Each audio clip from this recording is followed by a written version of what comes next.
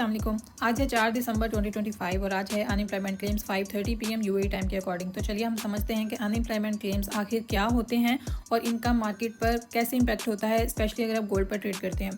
तो जब ये डाटा आता है तो हमने इसके अकॉर्डिंग किस तरह से मार्केट में ट्रेड लेनी है या फिर अवॉइड करना है। सबसे पहले हम देखते हैं अनएम्प्लॉयमेंट क्लेम्स। अनएम्प्लॉयमेंट क्लेम जिसे हम जॉबलेस क्लेम्स भी कहते हैं, ये बेसिकली वो रिपोर्ट्स होती हैं जो लोग फाइल तब करते हैं जब उनकी जॉब्स चली जाती हैं और वो गवर्नमेंट से अपने अनएम्प्लॉयमेंट बेनिफिट्स लेना चाहते हैं। ये data United State department of labour हर हफ्ते थर्सडे को रिलीज़ करते हैं। अब इसकी दो टाइप्स होती हैं। सबसे पहले होती हैं इनिशियल जॉबलेस क्लेम्स। ये उन लोगों की रिपोर्ट्स होती हैं जो पहली बार अनएम्प्लॉयमेंट बेनिफिट के लिए अप्लाई करते हैं।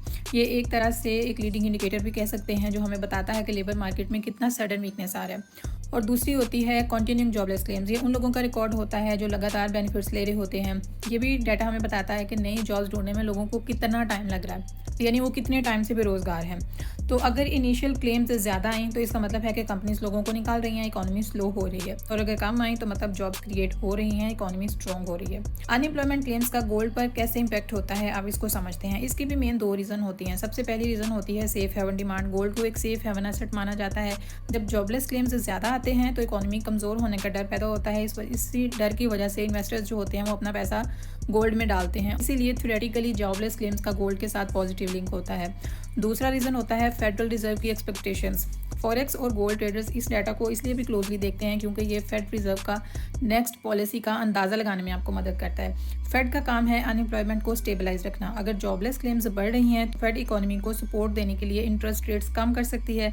तो लो इंटरेस्ट का मतलब है कि गोल्ड जैसे एसेट की अपॉर्चुनिटी कॉस्ट कम होती है, जिससे कि उसकी डिमांड बढ़ जाती है। अब आते हैं असल गेम पर। हर डाटा से पहले इकोनॉमिस्ट जो होते हैं वो एक फोरकास्ट रखते हैं और एक्चुअल नंबर्स जो आते हैं वो उसी फोरकास्ट से कंपेयर किए जाते हैं। अब इसकी 3 पॉसिबल आउटकम्स होती हैं। सबसे पहला सिनेरियो हो सकता है कि अगर डाटा फोरकास्ट से ज़्यादा आता है तो इसका मतलब है कि इकोनॉमी एक्सपेक्टेशन से भी ज़्यादा कमज़ोर है। इसका गोल्ड पर क्या इम्पैक्ट होगा? गोल्ड अप जाने की स्ट्रॉन्ग पॉसिबिलिटीज़ बन जाती हैं, लोग गोल्ड की तरफ भागते हैं।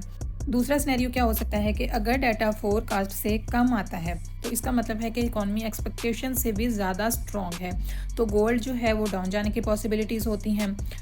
अब थर्ड सिनेरियो क्या हो सकता है कि अगर डाटा फोरकास्ट से सेम आता है, इसका मतलब है कि कोई सरप्राइजिंग न्यूज़ नहीं है, मार्केट जो एक्सपेक्ट कर रही थी वैसा ही हुआ है।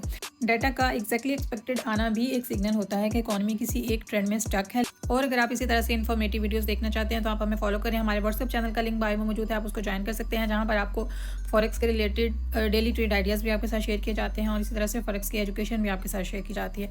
मिलते हैं अगली वीडियो में, तब तक के लिए अपना ख्याल रखिए। अल्लाह हाफिज़।